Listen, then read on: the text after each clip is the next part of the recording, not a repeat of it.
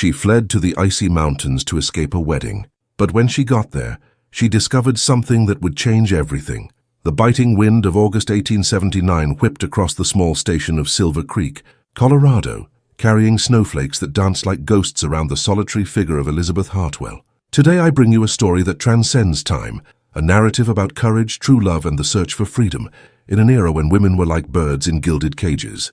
This is the journey of Elizabeth Hartwell, a young woman who dared to break the invisible chains of a society that wanted to mold her into something she could never be. Imagine for a moment, you are standing before a golden mirror, wearing silks you did not choose, about to promise your life to someone who sees you as nothing more than an ornament. What would you do? Elizabeth chose freedom, even knowing it meant leaving behind everything she knew, an escape that would change not only her destiny, but also that of everyone around her. Where are you joining us from today? Write your city in the comments. I love knowing this story will reach hearts from so many diverse places. And don't forget, if this narrative touches your heart, leave a like and subscribe to the channel for more stories that feed the soul. Year 1879, city, Boston, Massachusetts. In the post-American Civil War period, as the country rebuilt itself and women began to dream of broader horizons, the Venetian mirror reflected a stranger.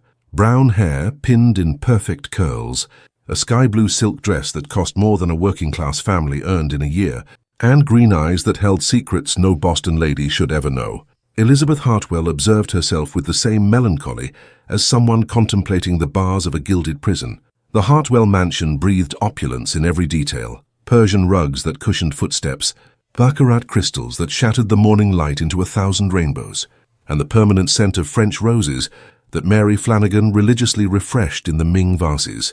But behind so much beauty, Elizabeth felt the weight of a destiny she had not chosen. At 26, she was considered almost a spinster by Boston society standards.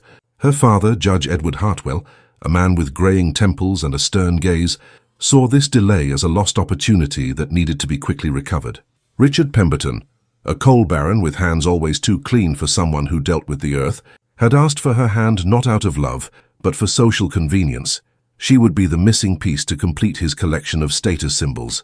The sound of heavy footsteps in the marble hallway announced her father's arrival.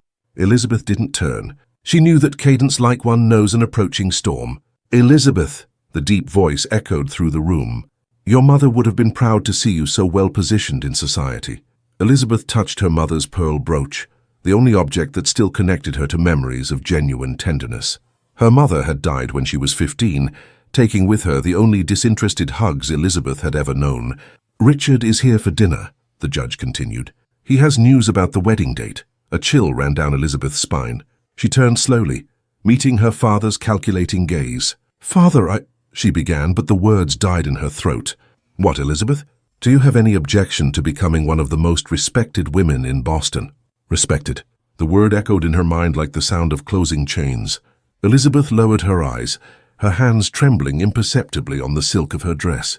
Later, as the dinner candles cast dancing shadows on the mahogany table, Richard Pemberton spoke of his properties as one would describe fine-bred cattle. His hands, too soft for a man of business, gestured as he detailed plans for a honeymoon in Paris and the construction of a new wing on the mansion, where Elizabeth could properly receive the ladies of society.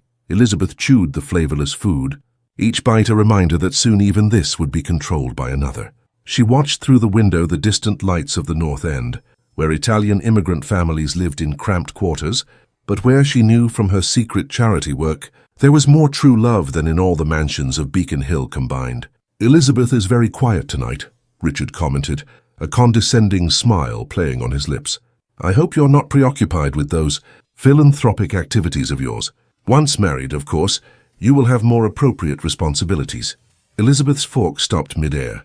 Her visits to needy families, the hours spent teaching English to children, the homemade remedies she brought to those who couldn't afford doctors, would all that become just a memory? "Don't worry, Richard," the judge said, casting a warning glance at his daughter. "Elizabeth understands perfectly what a wife's priorities are." That night, when the house finally fell silent, and only the ticking of the grandfather clock marked the passage of time, Elizabeth lay awake in her room. The full moon cast its silvery light on her writing desk, where letters from her late Uncle Jonathan awaited a decision that could change everything. Jonathan Hartwell had been the black sheep of the family, an adventurer who left Boston to seek his fortune in the coal mines of Colorado. His letters arrived sporadically, filled with descriptions of mountains that touched the sky and opportunities for anyone with the courage to start over. The last one had arrived months before his death in a mining accident, speaking of a ranch he had left to her, and of a young Scottish-American man who managed the property. Elizabeth picked up the letter with trembling hands, rereading the words she had memorized. "The West is the land of second chances, my dear niece. Here what matters is not your surname, but the strength of your character." A plan began to form in her mind, delicate as a spider's web, but strong as the steel her heart had become. If she could not choose love, she would choose freedom. Her mother's brooch gleamed on the dressing table, and Elizabeth had the strange feeling that Margaret Hartwell was whispering courage in her ear. The dawn arrived shrouded in mist, as if nature itself were trying to hide the secrets fermenting in Elizabeth's heart. She went down to breakfast with measured steps, each movement calculated not to arouse suspicion. Her father was already at the table, examining legal correspondence with the same meticulousness with which he examined evidence in his trials. "Good morning, Father." Her voice came out soft, domesticated, exactly as he expected. "Elizabeth." The judge barely looked up from his papers. "Richard will be here this afternoon to discuss the final details. The ceremony will be in 6 weeks. 6 weeks. The words fell on her like a death sentence, but Elizabeth kept her face serene as she poured tea into her English porcelain cup. The hot liquid ran down her throat, warming her from within, reminding her that she was still alive, still able to feel. Mary Flanagan entered the dining room with silent steps, her Irish eyes meeting Elizabeth's for a moment. There was understanding in that gaze. Mary knew the weight of choices one cannot make. "Miss Elizabeth," Mary said with her soft accent, "would you like me to prepare your green dress for this afternoon?" "Yes, Mary, thank you." The rest of the morning passed in superficial preparations, flower arrangements, reviewing guest lists, discussions about the banquet menu. Elizabeth participated with one part of her mind, while the other worked out every detail of her escape. When Mary went up to tidy her room, Elizabeth followed her discreetly. The Irish maid had been the only person in the house who had shown her true affection, perhaps because they both knew the taste of imprisonment. Elizabeth in the golden chains of high society, Mary in the limitations of her immigrant status. "Mary," Elizabeth called softly, closing the bedroom door. "I need your help." Mary's brown eyes widened, but she nodded. There was a silent solidarity between women who dreamed of freedom. Elizabeth opened her jewelry box and took out a diamond necklace, gold bracelets and emerald earrings, birthday gifts that had always seemed more like sparkling shackles than ornaments. "Do you know someone who can convert these into cash?" Discreetly. Mary held the jewels with trembling hands, immediately understanding the meaning of the gesture. "My cousin Patrick works at the docks market," she whispered. "He knows people who do that sort of transaction. I have to leave, Mary, before it's too late." "Where to, miss?" Elizabeth showed her Uncle Jonathan's letters, with their descriptions of Colorado and the address of Timber Creek Ranch. "It's a long way," Mary murmured, but there was admiration in her voice. "And very dangerous for a lady alone." "I won't be a lady," Elizabeth said, her voice gaining a firmness she didn't know she possessed. "I will just be a woman in search of her life." Mary nodded slowly, then took Elizabeth's hand in hers. "My grandmother used to say that sometimes we have to die to who we were, to be born into who we are meant to be." In the afternoon, Richard arrived promptly at 3 o'clock, bringing with him papers from his lawyer and an air of ownership that made Elizabeth feel nauseous. He spoke of the house they were building, of the children he hoped to have, at least 3, 2 of them boys for the business, of the trips they would take. "Of course, you will need a suitable companion." Elizabeth listened to it all with a fixed smile on her face, while her mind flew to mountains she had never seen, to skies wider than any Boston ballroom could offer. "You're very quiet, my dear," Richard said, taking her hand. His fingers were cold, like someone who had never truly worked. "I hope you're not nervous. All young ladies get this way before a wedding." "I'm just taking it all in," Elizabeth replied, gently withdrawing her hand. "Excellent. A wife should be observant." Richard smiled in a way he imagined was charming. "Oh, and I've arranged for your charity activities to be transferred to the Boston Ladies Benevolent Society. They are more suitable for that kind of work." Something broke inside Elizabeth at that moment. Her visits to the families in the North End were not just charity. They were the only time she felt truly alive, truly useful. "I understand," she said, but for the first time her voice carried a note that Richard could not interpret. That night, after Richard had left and her father had retired to his study to work on his cases, Elizabeth went up to her room. Mary was waiting for her with a small leather pouch. "Patrick got a good price," she whispered, handing her the money. "It's enough for the journey and a few more months of modest expenses." Elizabeth counted the bills, mentally calculating the cost of a train ticket to Denver. It would be tight, but possible. "Mary, you can't tell anyone—" "Miss Elizabeth," Mary interrupted, her eyes shining. "Some things are too sacred to be told." Elizabeth hugged the Irish maid, feeling as if she were leaving behind the only person who truly knew her in Boston. Finally alone, Elizabeth sat down to write the letter that would change everything. The words flowed like long-held tears. "Dear Father, when you read this letter, I will be far from Boston. I cannot marry Richard Pemberton because it would be a lie. A lie to him, to you, but most of all to myself. I know this will bring shame upon the family, and for that I ask your forgiveness. But I cannot ask for forgiveness for choosing to live. I am going to Colorado, to Uncle Jonathan's ranch. Perhaps there I will find who I truly am. Always your daughter, Elizabeth." She placed the letter in a sealed envelope and left it on her dressing table next to her mother's brooch, the only piece of jewelry she would take with her. Outside, Boston slept, unaware that one of its daughters was about to be reborn. South Station was awakening with the steam of the first trains and the buzz of voices in a dozen languages. Elizabeth arrived there at 5 in the morning, when the fog still hugged the tracks like a protective cloak, carrying only a simple leather suitcase and a heart beating so fast she feared everyone could hear it. She had transformed overnight, like a butterfly emerging from a golden chrysalis. Her dress was now a modest grey wool, her hair tied in a simple bun, and over her shoulders she wore a crocheted shawl Mary had given her. "To remember that someone is praying for you," the Irish maid had said with tears in her eyes. In the ticket line, Elizabeth mentally practiced her new identity. Sarah Mitchell, a Methodist widow from Connecticut, seeking work as a teacher in the West. The story was born from her Uncle Jonathan's letters, which had mentioned the shortage of educators in the developing territories. "Next," shouted the man behind the counter, a fellow with grey whiskers and metal-rimmed glasses. "1 ticket to Denver, please," said Elizabeth, or rather Sarah, in a firm voice. "First or second class?" Elizabeth calculated quickly. First class would draw unnecessary attention. Second class would mark her as someone trying to appear to be what she was not. "Third class, please." The man studied her for a moment, a young woman alone without servants or companions. In Boston, this was almost a scandal, but in train stations, stories like hers were more common than one might imagine. $22. The train leaves at 7:15.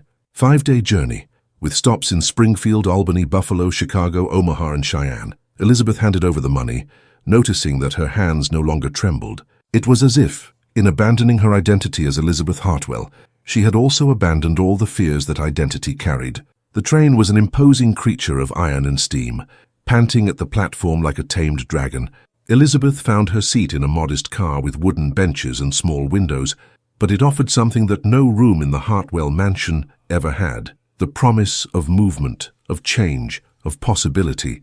Next to her sat an Italian woman with 3 small children, all with enormous, curious eyes. Across the aisle, a middle-aged man read the Bible, his lips moving silently in prayer. Elizabeth felt for the first time in her life a part of common humanity, no longer a museum piece in a gilded display case. The train's whistle sounded like a cry of freedom. Elizabeth closed her eyes as the locomotive began to move, feeling Boston recede with every turn of the wheels. When she opened them again, the landscape was already changing. Red brick houses gave way to green fields, and the sea of familiar faces from Boston society had been replaced by the infinite diversity of ordinary people living ordinary lives. At the first stop in Springfield, Elizabeth bought a ham sandwich and a glass of milk from a platform vendor. The bread was coarse, nothing like the French croissants Mary served for breakfast, but it had a taste of authenticity she had never experienced. "First trip to the West?" asked the Italian woman beside her, trying to control her youngest son, who insisted on running down the aisle. "Yes," Elizabeth replied. "And you?" "We're meeting my husband in Chicago. He works on the railroads." The woman smiled, but there was worry in her eyes. "It's frightening, isn't it? Leaving everything behind?" "It is," Elizabeth admitted, "but sometimes staying is even more frightening." The woman nodded as if she understood perfectly. During the journey, Elizabeth watched the country transform through the window. Forests gave way to prairies, small towns to vast empty spaces, where only the wind seemed to live. With every mile she felt lighter, as if she were leaving behind not just Boston, but all the expectations she had never been able to meet. In Chicago, she got off the train to stretch her legs during the 2-hour stop. The city still showed scars from the Great Fire 8 years earlier, but it buzzed with energy and reconstruction. Men of all nationalities worked side by side, carrying bricks, erecting scaffolds, building a new city on the ashes of the old. Elizabeth walked through the makeshift streets, breathing in the air that smelled of burnt wood and renewed hope. Here, she realized, no one cared about her lineage or her social connections. What mattered was what you were willing to build with your own hands. Back on the train, now heading west through lands that seemed to have no end, Elizabeth took from her bag the Methodist hymnal she had bought to support her false identity. But as she opened it, she found that the words spoke directly to her heart. Amazing grace. How sweet the sound that saved a wretch like me. I once was lost, but now am found, was blind. But now I see. Perhaps it wasn't just a disguise, she thought. Perhaps it was a prophecy. As the train approached the Rocky Mountains, Elizabeth felt she was traveling not just through space, but through time, leaving behind the century of rigid conventions and heading toward a future where she could write her own story. On the last night of the journey, as the stars shone with an intensity she had never seen in polluted Boston, Elizabeth touched her mother's brooch and whispered a promise to the wind, coming through the slightly open window. I will find out who you would have wanted me to be, Mother, and I will have the courage to be that person. The train continued its journey through the night, carrying dreams and hopes toward the mountains that would soon reveal themselves on the horizon. The dawn in Colorado was a symphony of colors that no Boston painter had ever dared to imagine. Elizabeth pressed her face against the train window, watching the Rocky Mountains emerge from the morning mist like sleeping giants awakening to a new day. The snow-covered peaks glowed pink under the first rays of the sun, and the air that entered through the half-open window carried a freshness that made her lungs expand as if they were tasting oxygen for the first time. The small station of Silver Creek appeared on the horizon like a tiny dot against the immensity of the mountains. It was little more than a wooden platform, a baggage shed, and a small house that served as the railway company's office. But for Elizabeth, it represented the gateway to a completely new life. When the train stopped with a sigh of steam, only 3 passengers disembarked. Elizabeth, a nervous-looking merchant, who immediately headed for a waiting wagon, and a miner in dust-covered clothes, who was greeted by a woman and 2 children. Elizabeth remained on the platform, her suitcase at her feet, looking around for someone who could be Daniel McCready. According to her Uncle Jonathan's letters, Dan was a reliable man who had been taking care of the ranch since Jonathan's death and had agreed to host the widowed teacher arriving from Connecticut. Miss Sarah Mitchell? Elizabeth turned and found a tall, broad-shouldered man with dark brown hair touched by premature strands of gray. His eyes were a deep brown, like the rich earth she could smell in the air, and in them was a seriousness that spoke of someone who knew both the joys and sorrows of life. A thin scar ran from the right side of his neck and disappeared under his flannel shirt, and his hands, large and calloused, spoke of years of honest work. Mr. McCready. Elizabeth extended her hand, surprised by the firmness of her own grip. Dan, just Dan. He smiled, and the smile completely transformed his face, revealing a kindness his serious features concealed. Welcome to Colorado, Miss Mitchell. I hope the journey wasn't too tiring. It was revealing, Elizabeth replied, choosing her words carefully. Dan picked up her suitcase without ceremony and led her to a simple but well-maintained wagon, pulled by 2 bay horses that seemed to know every stone on the path. The ranch is about an hour from here, Dan explained as he helped Elizabeth onto the wagon. I hope you don't mind the road being a bit bumpy, Elizabeth almost laughed. After 5 days on hard train benches, a bumpy road seemed almost luxurious. As they moved away from the station, the landscape opened up into a view that took Elizabeth's breath away. Golden prairies stretched to the mountains, dotted with clusters of pines and oaks that had begun to change color with the arrival of autumn. The sky was such a deep blue it seemed possible to fall into it, and clouds white as cotton drifted slowly between the distant peaks. I've never seen anything like it, Elizabeth murmured, not realizing she had spoken aloud. First time in the West?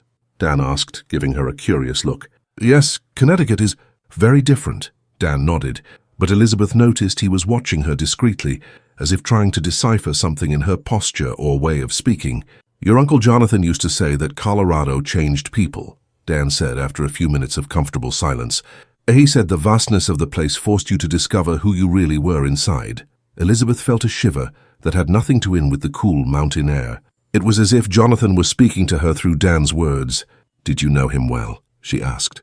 "Jonathan saved my life," Dan said simply. "Literally. And he gave me a second chance when I needed it most." There was a story behind those words, Elizabeth could feel, but something in the way Dan spoke suggested it was a story for another time.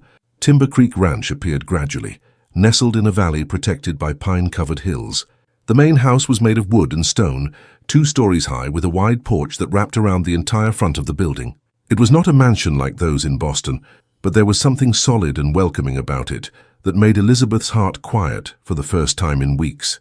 Vegetable and herb gardens spread out beside the house, already prepared for winter. A red barn stood at a distance, and Elizabeth could see horses grazing in a fenced pasture. Everything spoke of a life built with care and purpose. "Welcome to your new temporary home," Dan said, stopping the wagon in front of the porch. Before Elizabeth could respond, the door of the house opened and a middle-aged black man emerged, wiping his hands on an apron. He was tall and lean, with graying hair and intelligent eyes that seemed to see more than they let on. "This must be Miss Mitchell," the man said, coming down the porch steps. "Welcome. I'm Benjamin Carter, but everyone calls me Ben." Elizabeth got down from the wagon, feeling momentarily out of place. In Boston, interaction between races followed strict and distant protocols. But here, Ben extended his hand to her with the naturalness of an equal, and Dan clearly treated him as a partner, not an employee. "It's a pleasure to meet you, Mr. Carter," Elizabeth said, shaking his hand. "Ben," he corrected with a warm smile. "We're all family here." Dan carried Elizabeth's suitcase to the porch, where she paused for a moment to take in the view. The valley stretched before her, bathed in the golden light of late afternoon, and the distant mountains seemed like silent guardians of all the secrets and possibilities the future might hold. "It's even more beautiful than Jonathan's letters described," she said, and for the first time in days, it wasn't Sarah Mitchell who spoke, but Elizabeth Hartwell, a version of Elizabeth who was beginning to find her own voice. "Jonathan had a gift for seeing the beauty in everything," Dan said softly. "I hope you find the peace you were looking for here." Elizabeth turned to him, surprised by the perception in his words. There was something in Dan's eyes that suggested he knew the weight of carrying secrets, of seeking new beginnings. "Thank you," she said, and it was the first time in her life she had said that word and truly felt its meaning. As the sun set behind the mountains, painting the sky in shades of amber and violet, Elizabeth knew she had found something she hadn't known she was looking for. Not just a place to hide, but a place where she might perhaps learn to fly. The house breathed memories. Elizabeth realized it on the first morning when she came down for breakfast and found the kitchen bathed in the golden light, filtering through the white linen curtains. There was something in the arrangement of objects, a blue ceramic mug left on the table as if someone might return at any moment, a woolen shawl draped over the back of a chair, a small vase with dried flowers on the windowsill that suggested this house had known other hearts, other lives. Ben was making pancakes on the wood-burning stove, the aroma of cinnamon and honey filling the morning air. His movements were economical and precise, like someone who had found peace in the simplicity of daily tasks. "Good morning, Miss Sarah," he said without turning, as if he knew exactly when she would come down. "I hope you like pancakes. They're the house specialty."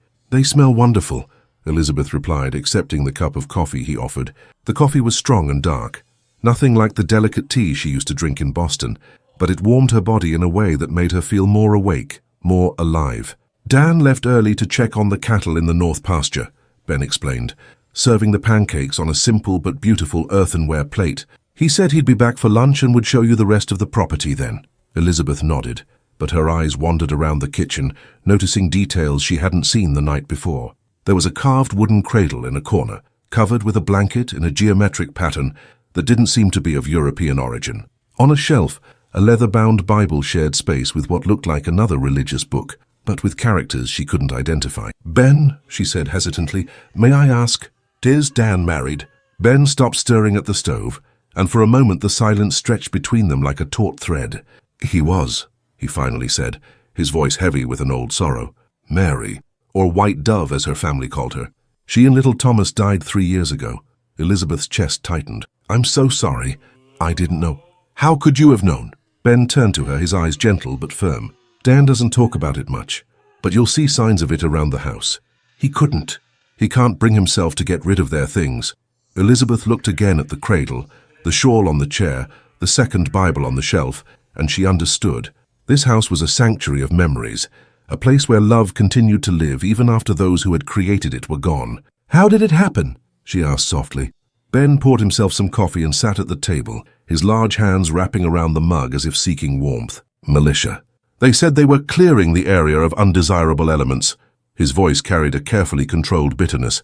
White Dove was visiting her family at the temporary camp they had set up near the creek. She took Thomas with her so he could meet his grandparents.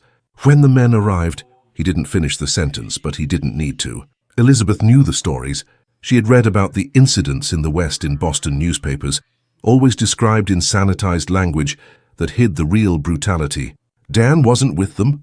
He was working in the mine that day. When he got back, Ben shook his head. He found only ashes and silence. Elizabeth felt tears burn her eyes. She had fled Boston to escape a life she didn't want, but Dan had lost the life he loved. They were both here because of loss, but his was infinitely deeper than hers. "Is that why he has the scar on his neck?" she asked. "No, that's from a mining accident years before. Dan has many scars. Some you can see and some you can't." The sound of approaching hooves interrupted the conversation. Ben stood up, looking out the window. "He's back early." Ben studied Elizabeth's face for a moment.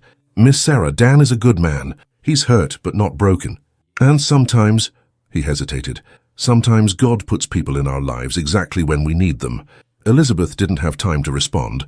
As Dan came in through the back door, bringing the scent of fresh air and pine with him, his eyes met hers immediately, and she noticed a tension in them that hadn't been there the night before. "We had visitors during the night," he said without preamble. "Trackers passed through the property. It seems they're looking for someone." Elizabeth's blood ran cold. Was it possible they had already come for her? Was it possible that Richard or her father had managed to track her so quickly? "What kind of visitors?" Ben asked, his voice tense. "3 men, well-dressed. Good quality horses. They ask questions in town about newcomers." Dan looked directly at Elizabeth, especially about a young woman alone from the east. Elizabeth felt the world spin around her. Her escape had lasted only 5 days, and she was already being hunted. She rose from the table, her legs trembling. I have to leave," she murmured. "I can't put you in danger." "Sit down," Dan said firmly, but not harshly. "You're not going anywhere until we talk." Elizabeth sat down, her hands shaking as she held her coffee cup. The liquid had grown cold, but she drank it anyway, needing something to do with her hands.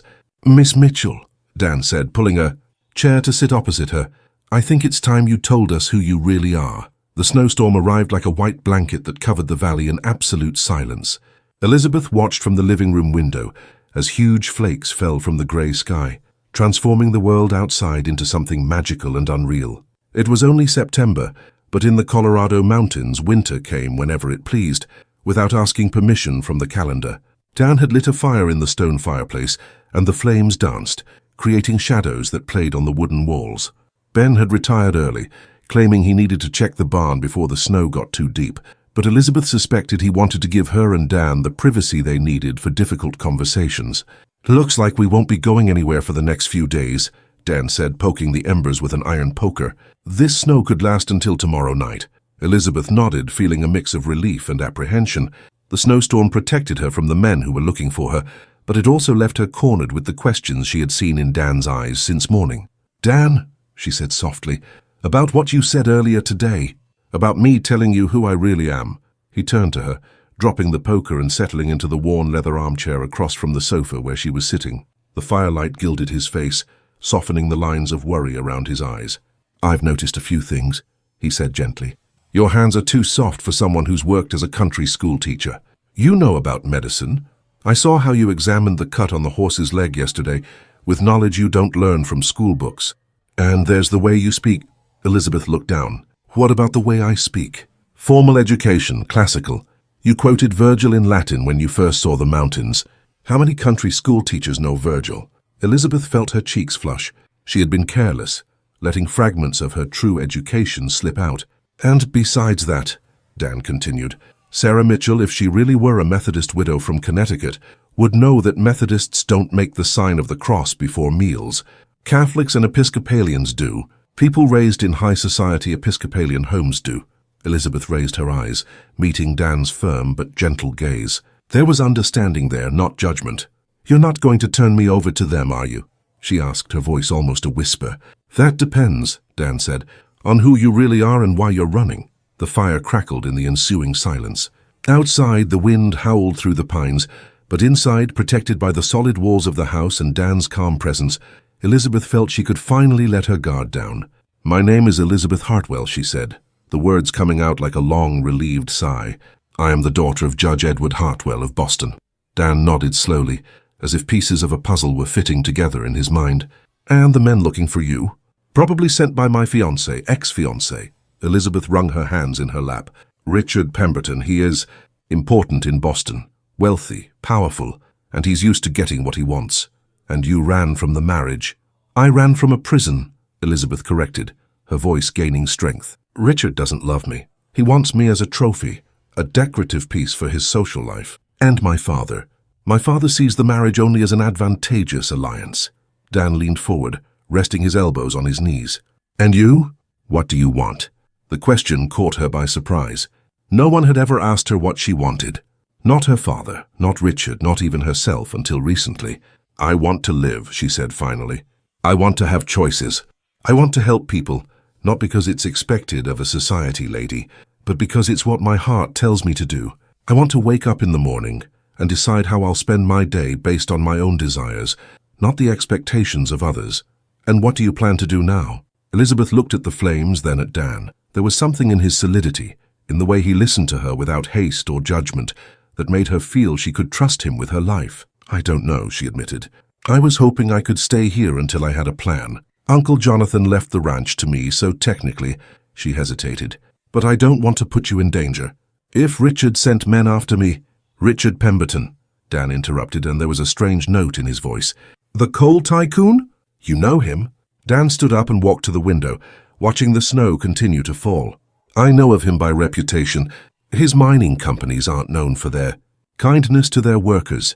There was something else in his voice, something Elizabeth couldn't identify. "Dan?" She stood and went to him. "Is there something you're not telling me?" He turned to her, and in the firelight his eyes seemed to carry the weight of painful memories. "Pemberton's companies provided equipment and funding for the militia groups that killed my family." Elizabeth's world stopped. The connection between her past and Dan's was a wound she had unknowingly helped to create. "Oh God," she whispered, bringing her hands to her face. "I didn't know. I never knew where Richard's money came from. I never asked." "How could you have known?" Dan said softly, echoing the words Ben had used that morning. "You were as much his prisoner as my family was his victim." Elizabeth felt hot tears stream down her face. "I'm so sorry. I'm so very sorry." Dan moved closer, his large, calloused hands gently touching her shoulders. "Elizabeth," he said, using her real name for the first time, "you are not responsible for the crimes of others. Not your father's and not Pemberton's. But I was willing to marry him. Doesn't that make me complicit? Were you willing, or were you being forced?" Elizabeth looked up to meet his eyes. There was understanding there and something more, a tenderness that made her feel that maybe, just maybe, she could find not only refuge here, but redemption. "Thank you," she whispered. "For what?" "For not hating me." Dan smiled, and it was the first genuine smile she had seen from him since she arrived. "Elizabeth Hartwell," he said, "I think you and I have more in common than you know. We're both here trying to escape who we were forced to be. Maybe we can find out who we really are together." Outside, the snow continued to fall, burying the past under a white blanket and offering the promise of a renewed world when the storm passed. The dawn after the snowstorm revealed a transformed world. Elizabeth woke to the sound of silence, a silence so deep it seemed almost solid, broken only by the occasional fall of accumulated snow from the pine branches. From her bedroom window, she saw a valley covered in an immaculate white blanket, where every tree looked like a crystal sculpture against the clear blue sky. When she went down to the kitchen, she found Dan and Ben talking in low voices over a letter Dan held in his hands. They both looked up as she entered, and the expression on their faces made her heart race. "It came with yesterday's mail before the snow," Dan said, holding the letter out to her. "Addressed to Miss Sarah Mitchell." Elizabeth immediately recognized the expensive paper and the Pemberton family crest at the top. With trembling hands, she opened the envelope and read, "Dear Miss Mitchell, I have learned from reliable sources that a young woman matching the description of my missing fiancé may be staying at your property. Elizabeth Hartwell disappeared from Boston under concerning circumstances, and her family is desperate for news. I'm offering the sum of $750 for information leading to her safe return to Boston. I will be in Denver for the next few days and can travel immediately upon receiving any information. Respectfully, Richard Pemberton. Elizabeth let the letter fall onto the table, her legs feeling weak. $750 was a fortune to most people, more than many ranchers earned in 2 years. "He's in Denver," she murmured. "He's close." Ben poured coffee for everyone, his movements deliberately calm. "The good news is the snow has closed all the roads. No one is getting in or out of here for the next few days. But when the snow melts—" Elizabeth didn't finish the sentence. Dan folded the letter carefully and put it in his shirt pocket. "When the snow melts, you will no longer be Sarah Mitchell," he said firmly. "And Richard Pemberton will find out that hunting someone in Colorado is very different from hiring detectives in Boston." Elizabeth looked at him in surprise. "What do you mean?" "I mean you're not alone in this." Ben nodded in agreement. "And there are territorial laws that can protect you, if we know how to use them." Dan stood up and went to a drawer from which he pulled a detailed map of the region. He spread it on the table, pointing to several areas marked with small X's. "These are safe places," he explained. "Families we know, who can hide someone if needed. And these," he pointed to other symbols, "are lookout points where we can get warnings of approaching strangers." Elizabeth studied the map, realizing it was much more elaborate than a simple ranch map. "You've done this before." "Hidden people. We do what's necessary," Ben said simply. "There are a lot of folks around here who need second chances. But why would you help me? You barely know me." Dan folded the map and looked her directly in the eye. "Elizabeth, you said last night that you want to live, that you want to help people. Well, here's your chance. This isn't just about hiding you from Pemberton. It's about joining something bigger." "What kind of something?" Ben and Dan exchanged a look, a silent communication that spoke of years of mutual trust. "There's a network," Dan began carefully, "of people who help others escape difficult situations. Indigenous families displaced by the railroad expansion, workers exploited by mining companies, women fleeing forced or abusive marriages." "Like the Underground Railroad?" Elizabeth asked, referring to the secret network that had helped slaves escape to the north before the Civil War. "Something like that," Ben confirmed. "But out here in the West, the dangers are different, and so are the people who need help." Elizabeth felt something stir in her chest, not fear, but a strange excitement. Her whole life in Boston, she had felt she was wasting her days on social trivialities, while all around her real people faced real problems. "What would it involve?"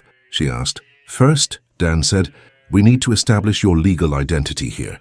As the rightful heir to Jonathan's ranch, you have rights that Pemberton can't easily contest. Second, we need to teach you practical skills, how to really live and work in the West, not like a visiting lady. And third," Ben added with a smile, "you need to decide if you're ready for a life where comfort comes after purpose." Elizabeth looked out the window at the snow-covered mountains. In Boston, she had had every comfort imaginable but no real purpose. Here in a simple house with 2 men she had known for only a few days, she felt more alive than she ever had before. "There's one condition," she said finally. Dan and Ben waited. "I want to learn real medicine. I saw how you cared for the injured horse, how you treat small wounds. If I'm going to help people, I want to be useful." Dan smiled, not just with his lips but with his eyes. "Elizabeth Hartwell," he said, "I think you're going to fit in just fine in Colorado." At that moment, a gust of wind made the house groan softly, as if it itself were agreeing. And Elizabeth, for the first time since she had arrived, felt that she might have found not just a refuge, but a home. 3 weeks later, as the first golden leaves of autumn began to fall like tears of gold upon the valley, Elizabeth woke to a sound she didn't expect to hear: horses' hooves on the road leading to the ranch. Many hooves at a determined and steady pace. It was still dark, that pale hour before dawn when the world exists only in shades of grey. Elizabeth dressed quickly and went downstairs to find Dan already in the kitchen, watching from the window with a grim expression. "How many?" she asked softly. 5 riders. 2 stayed at the entrance to the property. 3 are coming up." Ben entered through the back door, having come from the barn where he had gone to check the horses. "Red Hawk brought a warning during the night," he said. "They've been in Silver Creek since yesterday asking questions, offering money." Elizabeth's stomach tightened. Red Hawk was a young Arapaho man who served as one of the contacts for the protection network, carrying messages between the various families and hideouts in the mountains. "Is it Pemberton?" she asked, though she already knew the answer. "Yes, and he brought legal documents." Dan stepped away from the window. "Elizabeth, there's something you need to know. Pemberton claims you are legally married." "What?" Elizabeth felt the world spin. "That's impossible. Apparently your father signed some documents on your behalf." A marriage by proxy, something like that. I don't know if it's legal, but he has papers that say it is, Ben completed gravely. Elizabeth leaned on the table, feeling nauseous. The thought of being legally tied to Richard, even from a distance, made her skin crawl. "What do we do?" she asked. Dan checked his gun, a revolver Elizabeth had only seen once, kept in a desk drawer. "You'll go to the hiding place in the cellar," he said. "Ben can take you through the back passage. I'll receive them." "No." The word came from Elizabeth with a firmness that surprised her. "I'm not going to hide like a frightened child." "Elizabeth, no, Dan, all my life I've run from confrontation. Let others make decisions for me. If Richard wants to take me back, he'll have to convince me face to face." Ben and Dan exchanged worried glances. "Elizabeth," Ben said gently, "men like Pemberton don't usually take no for an answer." Then it's time he learned. The sound of the horses was closer now. Elizabeth could hear men's voices, the creak of saddle leather, the snorting of the animals after the morning ride. Dan sighed, recognizing the determination in her eyes. "All right, but we follow my plan. You are my wife, a partner in the mining operation. That will give you legal protection as a married woman and property rights. But it's just a sham, Elizabeth, but a sham that might save your life." 3 loud knocks on the door echoed through the house. Dan took a deep breath, straightened his shoulders and went to answer. Elizabeth stayed in the kitchen, but positioned herself where she could see the front door. Ben remained by her side, his silent presence offering support. Dan opened the door, and Elizabeth saw Richard Pemberton for the first time in over a month. He was impeccably dressed even after the journey, his dark suit without a wrinkle, his hair perfectly combed. Behind him, 2 men who looked like private detectives flanked the entrance. "Mr. Macready?" Richard's voice was polite, but it carried an authority that expected immediate obedience. "Yes, I am Richard Pemberton from Boston. I believe my wife is staying on your property." Elizabeth saw Dan stiffen almost imperceptibly. "Your wife?" "Elizabeth Hartwell Pemberton. She suffered a nervous episode and left Boston without informing her family. We are very concerned about her mental health." The implication was clear and calculated. If Elizabeth were declared mentally unstable, Richard could legally make decisions for her. "I'm afraid you're mistaken, Mr. Pemberton," Dan said calmly. "My wife's name is Elizabeth Macready." Richard smiled, but it was a smile as cold as the mountain wind. "Ah, yes. I heard about your charade. Very creative, I must admit. But I have documents here that prove Elizabeth Hartwell is my legal wife, married by proxy, signed by her father." He gestured, and one of the detectives stepped forward with a leather briefcase.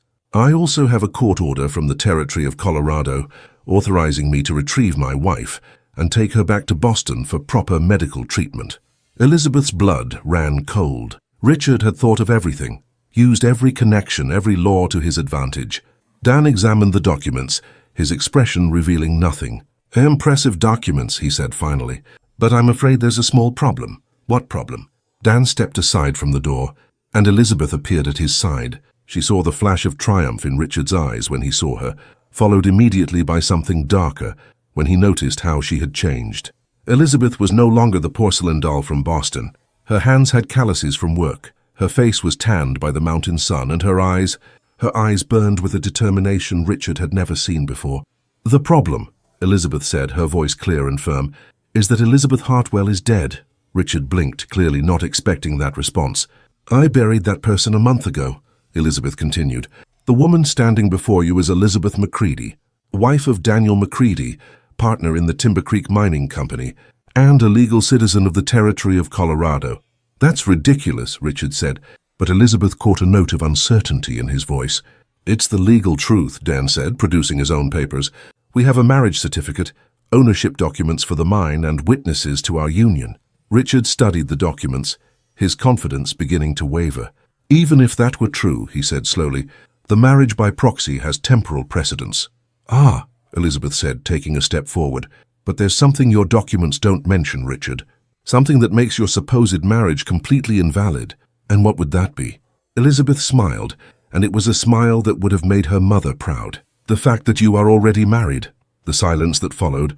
Elizabeth's words were so profound she could hear the wind, whispering through the pines, and the distant sound of water running in the creek. Richard Pemberton turned pale, his mask of control slipping for a moment before he managed to recompose it. "That is a serious and false accusation," he said, but his voice had lost some of its previous authority. "It is a documented truth," Elizabeth replied calmly. She had discovered this secret by chance, weeks before her escape, when Mary Flanagan had commented on rumors circulating among the servants of Boston's grand mansions. Dan looked at her with a mixture of surprise and admiration, realizing Elizabeth had kept this information as a card up her sleeve. "You married Margaret Williamson in 1876, Elizabeth continued, "in a private ceremony in New York. She died 2 years later, yes, but you never legally divorced because she died before the proceedings were finalized. Technically, Richard, you were still a married man when you tried to negotiate for me." One of the detectives behind Richard muttered something in his ear, clearly concerned about the legal implications. "Even if that were true," Richard said, regaining some of his composure, "it doesn't change the fact that Elizabeth needs to come home. Her family is worried."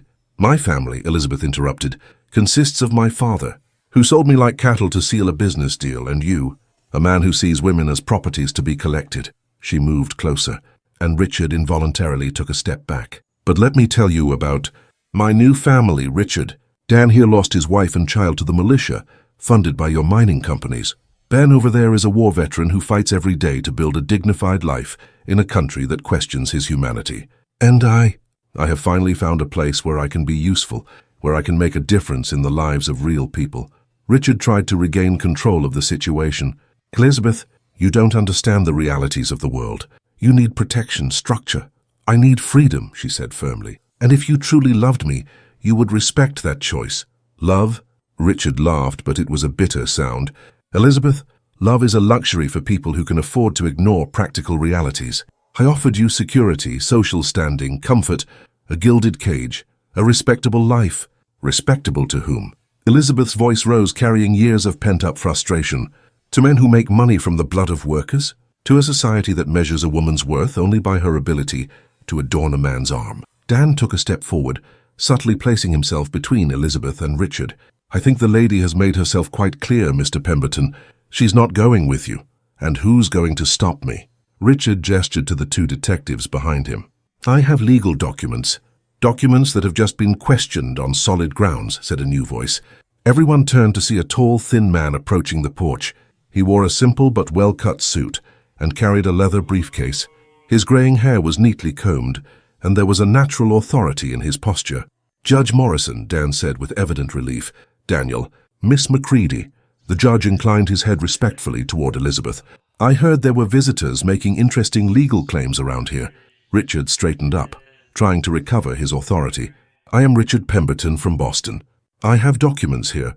"I've seen your documents, Mr. Pemberton. Curious documents, considering they include a marriage by proxy that was never filed in the state of Massachusetts and a court order based on testimony that the supposed wife is mentally incapacitated." Judge Morrison climbed the porch steps.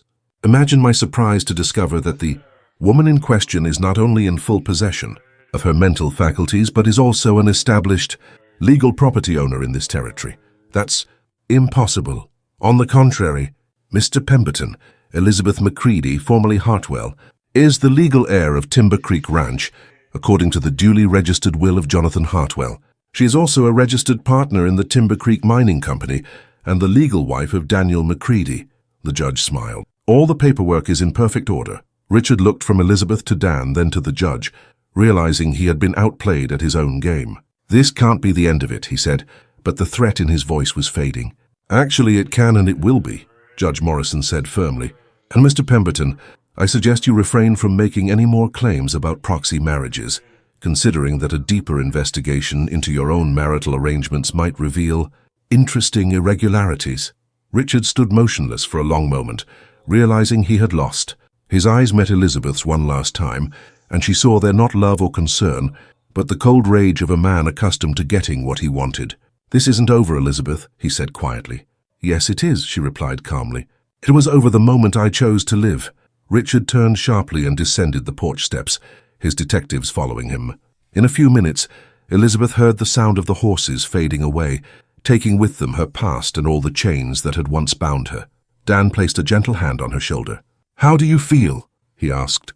Elizabeth breathed in the clean mountain air, feeling for the first time in her life that she truly belonged to herself. "Free," she said simply. "Finally free." Winter came to Colorado like a silent giant, wrapping the valley in a white embrace that seemed eternal. Elizabeth had learned to love these months, when the world grew quiet and life focused on essential rhythms.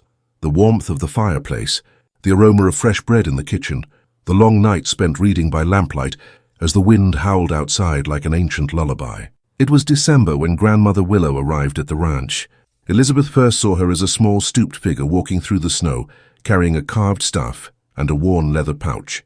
Red Hawk accompanied her, his silent steps leaving parallel tracks to the elders in the virgin snow. Grandmother Willow, Dan explained as they watched her approach from the living room window, is one of the last guardians of traditional Arapaho medicine. She comes a few times a year to visit. Elizabeth understood that visit meant much more than social courtesy. In the months since Richard had left, she had learned about the complex network of people Dan and Ben helped: displaced indigenous families, injured and exploited miners, women fleeing desperate situations. Grandmother Willow was a crucial link in this chain of protection and healing. The elder climbed the porch steps with dignity, despite her advanced age. Her eyes, dark as moonless nights, studied Elizabeth with an intensity that seemed to see through skin to the soul. "So you are the one who came from the east," she said in carefully pronounced English, "the one Jonathan left to care for the land." "Yes, ma'am," Elizabeth replied, feeling strangely like a child being examined. Grandmother Willow smiled, transforming her wrinkled face into a map of kindness. "Jonathan spoke of you in his last days. He said you had the heart of a healer, but that you did not know it yet." Elizabeth felt a shiver. Her uncle had died months before her arrival. How could he have spoken of her? "I don't understand." Jonathan saw far. He saw beyond what the eyes show. The elder entered the house warmly greeted by Dan and Ben. He said a young woman would come from the east, carrying wounds that only the land could heal, and that she would heal other wounds in return. Over the following days, Elizabeth watched Grandmother Willow work. The elder had brought with her a collection of herbs, roots, and knowledge that seemed to date back to the beginning of time. She taught about plants that grew in the mountains, which ones cured headaches, which ones helped with injuries, which ones calmed a troubled spirit. "Medicine is not just about the body," Grandmother Willow would say as she prepared a mixture of dried leaves. "It is about balancing everything: body, mind, spirit, place in the world." Elizabeth absorbed every word, every gesture. She discovered she had a natural aptitude for identifying plants and remembering their properties. Her hands, once soft from a life of privilege, had developed a sensitivity for feeling the texture of leaves, for mixing remedies in the exact proportion. "You have a gift," Grandmother Willow said one afternoon, watching Elizabeth prepare an ointment for Ben's aching joints. "Hands that know how to heal, a heart that understands pain. How can I have a gift? I've never truly studied medicine. True medicine does not come from books. It comes from connecting with life, with growth, with the cycles of the earth." The elder touched Elizabeth's chest over her heart. "The knowledge is here. Here it always has been." It was during a particularly heavy snowstorm in January that Elizabeth had her first real opportunity to test this knowledge. Red Hawk arrived in the middle of the night, carrying an injured miner on his back. The man had been in an accident at an illegal mine on the outskirts of Silver Creek. A beam had fallen, crushing his leg and leaving a deep wound on his arm. "The nearest doctor is in Denver," Dan said grimly, examining the injuries.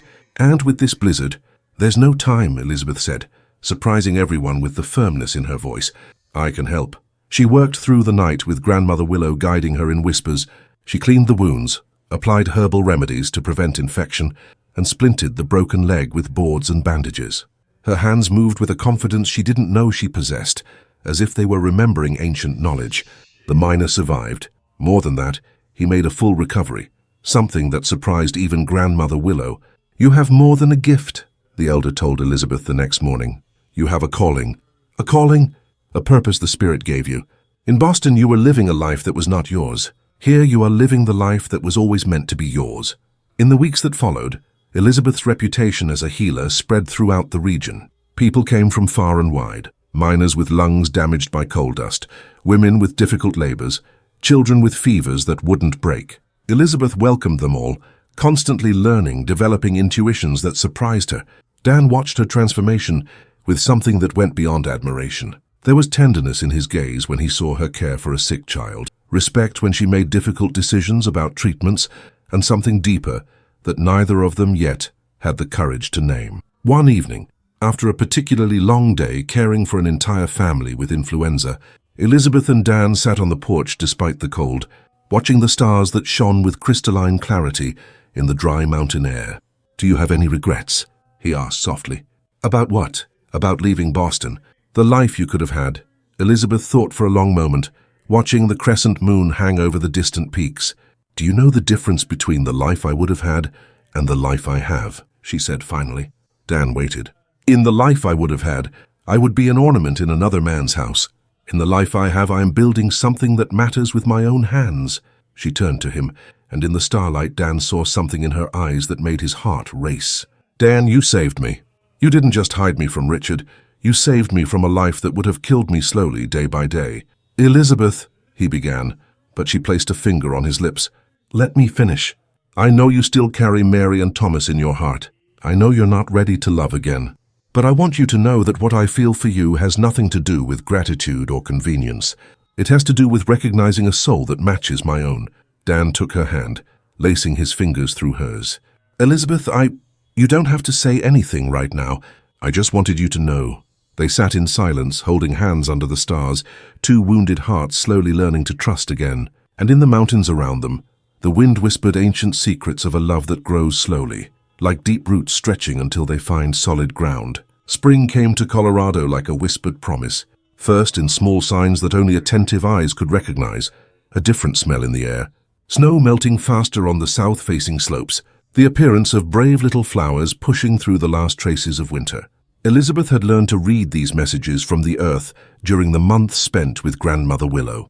Now walking through the fields around the ranch on a March morning, she collected the first medicinal herbs of the season, filling her wicker basket with tender leaves and roots that had survived the cold. It was on this morning walk that Dan found her, kneeling by a stream where small white flowers, bloodroot she had learned, were courageously emerging from the still, partially frozen ground. Did you find what you were looking for? He asked, approaching with careful steps so as not to startle the birds that were beginning to sing in the nearby branches. I always find more than I'm looking for, Elizabeth replied, looking up at him.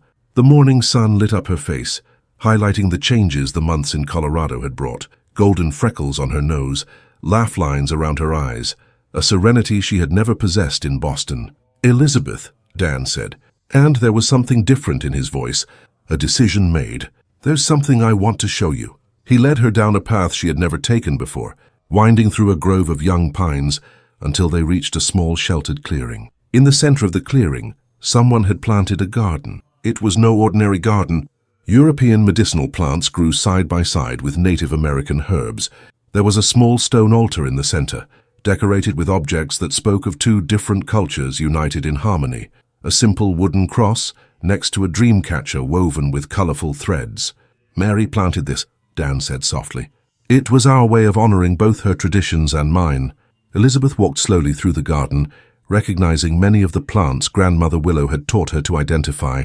She felt Mary's presence there, not as a haunting ghost, but as a spirit of love that still blessed this place. It's beautiful, she whispered. She used to say that plants don't distinguish between people. They heal whoever needs healing, no matter the color of their skin or their beliefs.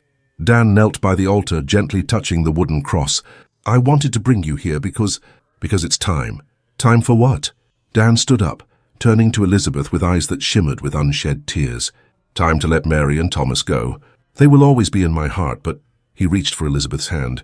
My heart has room for more love. It has room for you.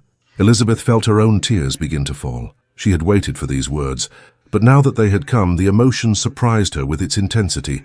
Dan, I know our marriage began as legal protection, but Elizabeth, somewhere between protecting you from Pemberton and watching you care for injured people, I fell in love. Not with the Boston lady you were, but with the courageous woman you've become. Elizabeth moved toward him, placing her hands on his chest, feeling a heart that beat as strongly as her own. I fell in love too, she said, with the man who taught me that kindness is not weakness, who showed me how to love a place, how to belong to something bigger than myself. Dan held her face in his hands, wiping her tears with his thumbs. Elizabeth Macready, he said, smiling through his own tears, will you marry me? For real this time? Yes, she answered, laughing through her tears. Yes, yes, yes. They kissed there in the sacred garden, with wild flowers blooming around their feet and the spring sun blessing their union. And Elizabeth knew with the certainty that comes from the heart that she had found not just love, but her true place in the world. 3 weeks later, on a golden April afternoon, Elizabeth and Dan were married again in a ceremony that honored both their traditions and their shared future. Grandmother Willow officiated alongside Judge Morrison, creating a union that blessed not only two hearts, but two ways of seeing the world. Ben served as Dan's witness, Red Hawk as Elizabeth's. The small community they had built, miners and their families, neighboring ranchers, members of the local tribes, gathered to celebrate not just a wedding, but the creation of a chosen family united by love and common purpose. Elizabeth wore a simple white cotton dress she had sewn herself, decorated with embroidery that Grandmother Willow had taught her.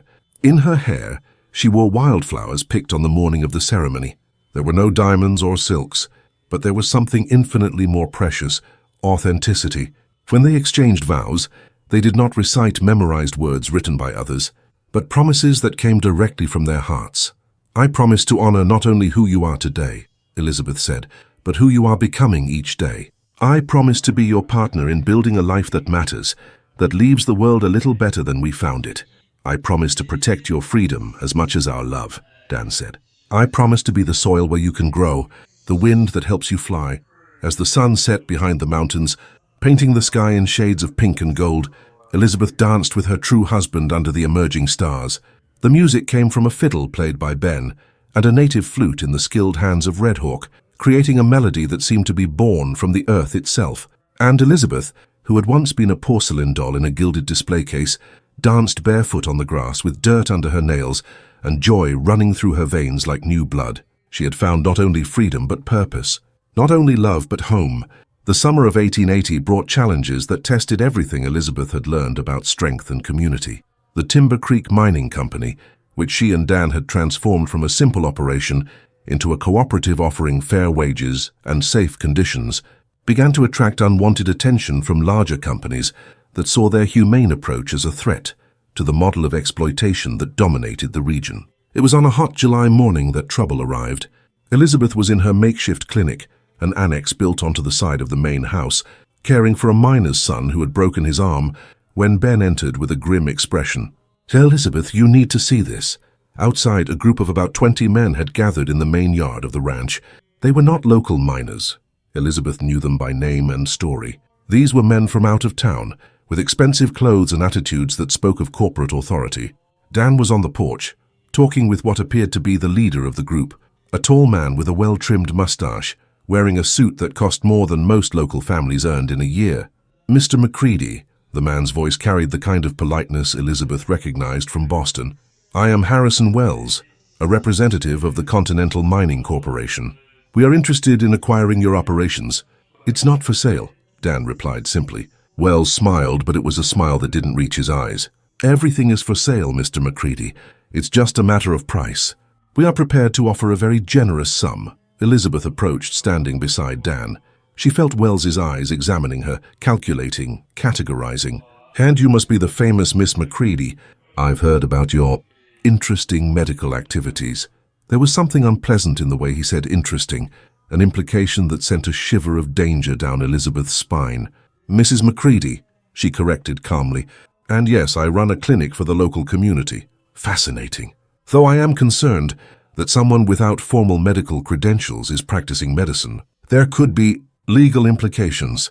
The threat was subtle but clear. Wells had done his homework. He knew exactly where to apply pressure. "Mr. Wells," Dan said, his voice hardening, "I think we've made our position clear. The property is not for sale." "I'll be direct then." Wells gestured to the men behind him.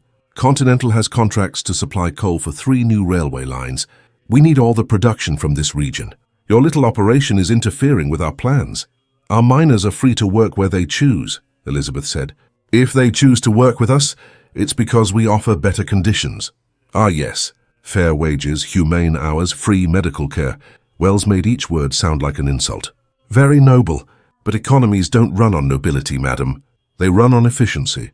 And what if our efficiency comes from treating our workers like human beings instead of equipment?" Dan asked. Wells laughed, a cold metallic sound. "Mr. McCready, you have until the end of the month to reconsider our offer. After that, well, accidents happen. Equipment breaks. People get hurt. It would be a shame if something were to happen to your pretty clinic, Mrs. McCready." Elizabeth felt anger rise in her veins like fire, but Dan placed a gentle hand on her arm, a silent warning. "We understand your position, Mr. Wells," Dan said calmly. "Now, if you don't mind, we have work to do. Wells studied them both for a long moment, then nodded to his men. As they were leaving, he turned one last time. "Oh, and Mrs. Macready, it might interest you to know that certain people in Boston are still very interested in news of you. People with considerable resources." After they left, Elizabeth and Dan stood in silence for a long time. Finally, Ben joined them on the porch. "They'll be back," he said simply. "I know," Dan said. "And next time they won't just come to talk." "What do we do?" Elizabeth asked. Dan looked at the mountains, then at the clinic where he could already see people gathering for the afternoon's appointments. "We do what we've always done. We protect our family, our community."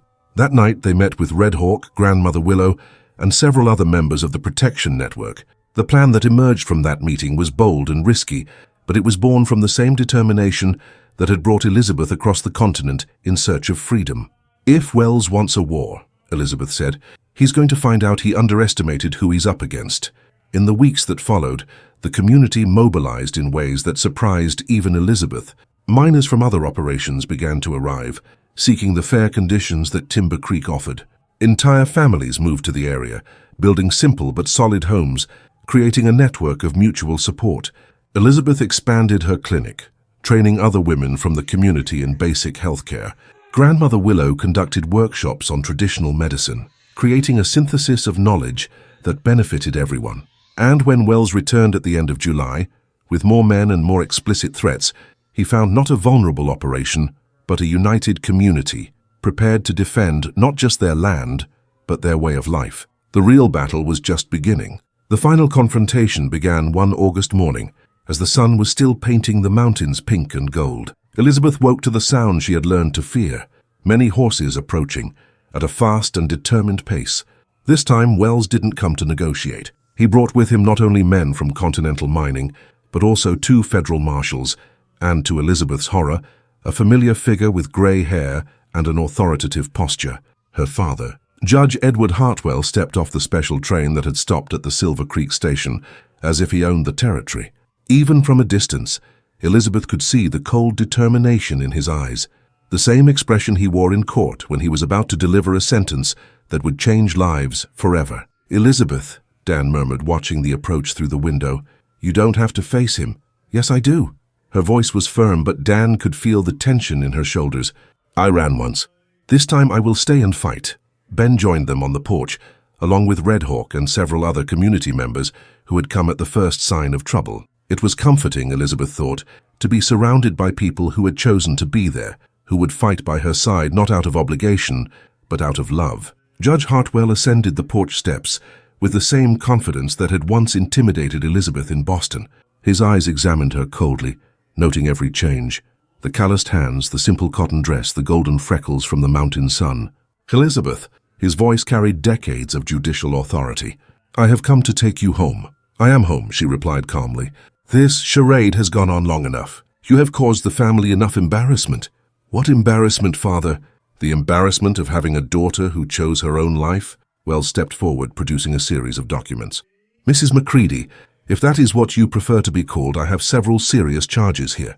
Practicing medicine without a license, operating a business without the proper territorial permits, and," he paused dramatically, "questions regarding the legality of your marriage." Elizabeth felt her blood run cold. "What questions?" One of the federal marshals stepped forward, a thin man with weasel-like eyes. "Questions have been raised as to whether Mr. Macready had the legal authority to marry. Considering he may still be legally married to his first wife under tribal law, it was a cruel and calculated manipulation of the complex marriage laws between different cultures." Elizabeth immediately recognized the vicious elegance of the trap. Even if they proved it false, the legal process could take months, leaving her vulnerable. "Furthermore," the judge continued, "there is the matter of your mental health. Running away from home, rejecting a respectable marriage, these unorthodox medical activities, all suggest an instability that requires family intervention." Elizabeth looked at her father, seeing in him not the man who had once protected her from childhood nightmares, but a stranger willing to destroy her happiness to maintain social appearances. "Father," she said, her voice breaking only slightly, "do you truly believe I'm mad? Or are you just trying to regain control over something that was never yours to control?" Judge Hartwell hesitated for a moment, and Elizabeth saw something waver in his eyes. But then he hardened again. "Elizabeth, you don't understand the consequences of your actions. You need to return, marry properly, and assume your responsibilities. My responsibilities are here, Elizabeth said, gesturing to the clinic, to the people gathered around her, to the families who depend on the medical care I provide, to the miners who have finally found dignified work, to a community we have built on mutual respect and human dignity. The ensuing silence was broken by an unexpected voice. Grandmother Willow emerged from behind the group, walking with her ancestral dignity until she stood between Elizabeth and the men who had come to take her. You speak of laws, the elder said in careful but firm English, but you do not know the law of the land. The law of the land says that she who heals belongs where healing is needed. Wells tried to dismiss her with an impatient gesture, but Grandmother Willow continued, her voice gaining power. This woman saved my grandson when a fever almost took him. She saved the children of miners when their lungs were filled with dust. She has brought babies into the world when midwives could not arrive in time. She looked directly at Judge Hartwell. You call this madness? Then every mother is mad. Every healer is mad. Red Hawk stepped forward, followed by several mining families. One by one they began to speak, in English, in Spanish, in Arapaho, telling how Elizabeth had touched their lives, saved their children, and offered hope when all seemed lost. Thomas O'Brien, an Irish miner whose daughter Elizabeth had cured of pneumonia, took off his hat and addressed Judge Hartwell. Your Honor, with all due respect, if Mrs. Macready is mad, then I need more madness in the world. My Katie would be dead if not for her. Sarah Martinez, a young Hispanic mother, held the baby Elizabeth had helped bring into the world. Ella es una santa, she said in Spanish, then repeated in English. She is a saint. You cannot take our saint. Judge Hartwell looked around, seeing dozens of faces, men, women, children of all ages and backgrounds, all united in defense of his daughter. For a moment, his mask of judicial authority faltered. Elizabeth, he said more quietly, you don't understand. Richard will not give up. He has influence, resources. If you don't return voluntarily, then he will have to come and take me by force, Elizabeth said, her voice gaining a strength that surprised even herself. And he will discover that I am no longer the frightened girl he knew in Boston. Dan stepped closer, standing firmly beside Elizabeth. Judge Hartwell, he said respectfully, I understand you want to protect your daughter, but she doesn't need protection from a life she chose. She needs protection from a life that was forced upon her. And who are you, the judge exploded, an uneducated farmer to tell me how to care for my daughter? I am the man she chose to love, Dan replied calmly, and who loves her for who she is, not for who others want her to be. Wells, realizing he was losing control of the situation, signaled to the federal marshals. Enough sentimentality, he said curtly. We have legal documents. Mrs. Hartwell is returning to Boston, voluntarily or not. It was then that Judge Morrison appeared, walking calmly toward the group as if on a morning stroll. Ah, Wells, he said cheerfully, what a coincidence to find you here. I was just looking for you. Wells paled slightly. Judge Morrison, I wasn't aware you were in the area.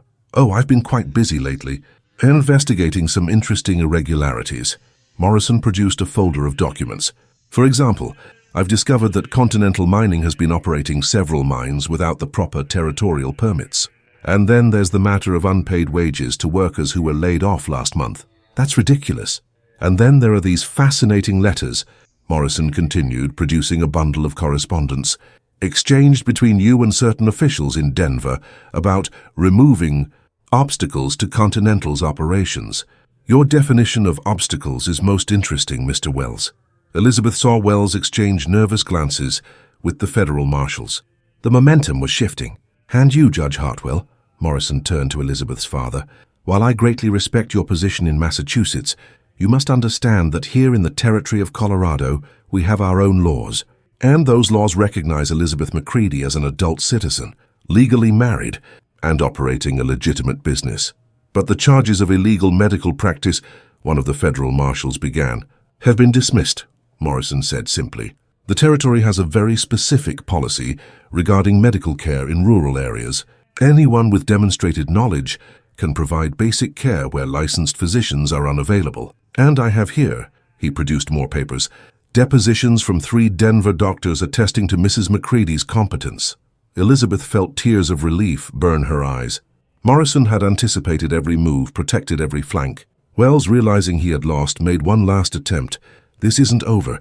Continental has had resources, Morrison corrected. I'm afraid several of your operations are now under federal investigation for various violations. I suspect you'll be very busy with lawyers in the coming months. Judge Hartwell looked at his daughter for a long moment. Elizabeth saw in him the conflict between the father who perhaps still loved her and the man who could not accept that she had grown beyond his control. "Elizabeth," he said finally, his voice laced with a sadness she had never heard before, "if this is truly your choice—" "It is, Father. It is my choice." He nodded slowly, then turned and walked back to his carriage without another word. When the last of the horses had disappeared down the dusty road, Elizabeth turned to the community that had gathered to defend her. She saw smiling faces, eyes shining with tears of joy, arms extended in celebratory hugs. But more than that, she saw family. Not the family blood had given her, but the family her heart had chosen. Dan wrapped her in his arms and she let herself cry, not from sadness but from relief, from gratitude, from overflowing love. "It's over," he whispered in her ear. "No," she said, looking up at the mountains she now called home. "It's just beginning." 2 years later, summer of 1882, Elizabeth Macready was kneeling in her medicinal garden when she heard the first cry. It wasn't the cry of pain she knew so well from the clinic, but something different, sharper, more urgent, more new. She stood up quickly, wiping the dirt from her hands on her apron, and ran to the house where Margaret O'Connor, the wife of one of the younger miners, had been in labor for nearly 12 hours. "It's a boy," shouted Sarah Martinez, who had become Elizabeth's assistant in the most difficult births. "A strong, healthy boy." Elizabeth entered the room just as Sarah placed the baby, cleaned and bundled, into his exhausted but radiant mother's arms. The moment never failed to move her, that magical instant when a new life emerged into the world, bringing with it infinite possibilities. "He's perfect," Margaret whispered, tears streaming down her face as she examined each of her son's tiny fingers. "What will you name him?" Elizabeth asked, checking the mother's vital signs with the competence that 2 years of constant practice had refined. "Jonathan," Margaret said with a smile, "in honor of the man who brought you to us." Elizabeth felt her heart tighten with emotion. Her uncle would have been proud to know his name would be carried by a new generation, born in freedom. When she left the O'Connors to rest, Elizabeth stepped out onto the porch and found Dan waiting for her with a cup of tea and that smile that still made her heart race after all these months of true marriage. "Another one?" he asked, wrapping her in his arms. "Another one," she confirmed, breathing in the scent of pine and wildflowers that had become synonymous with home. "The 17th baby since we arrived." "17th?" Dan laughed. "We'll have to expand the school soon." The school. Elizabeth smiled at the thought of the small wooden building they had erected the previous year, where she now taught not only the community's children, but also adults who had never had the chance to learn to read and write. "Ben said 3 more families arrived this week," Dan said, pointing to the new homes dotting the valley. "Miners from a closed operation near Denver. They heard about our working conditions. The Timber Creek Cooperative had grown far beyond their original dreams.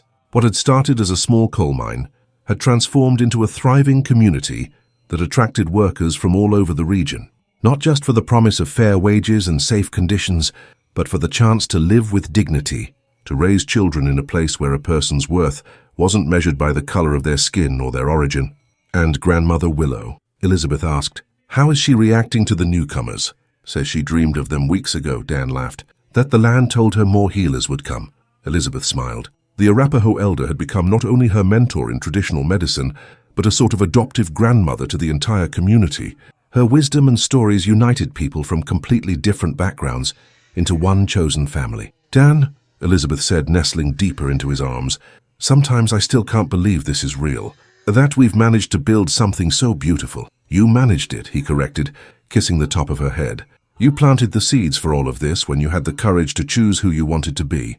Elizabeth thought of the woman she had been in Boston, silent, obedient, living a life borrowed from other people. It felt like a previous life, as if it belonged to someone else entirely. "I have news," Dan said softly. "A letter arrived from Denver today."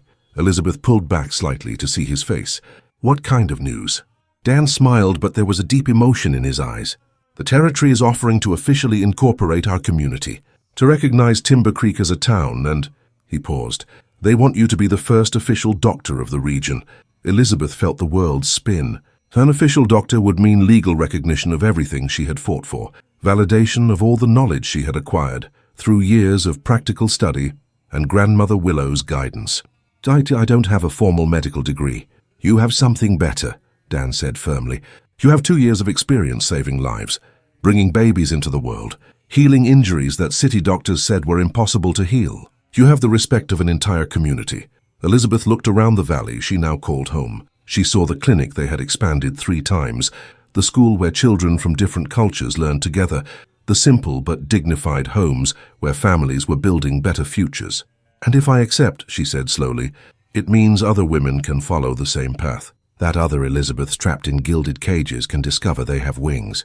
Exactly. At that moment, Ben appeared from the barn, waved to them and shouted, "Elizabeth! There's a young woman at the station asking about work as a teacher. Says she came from Chicago after reading about our community in the newspaper." Elizabeth and Dan exchanged knowing glances.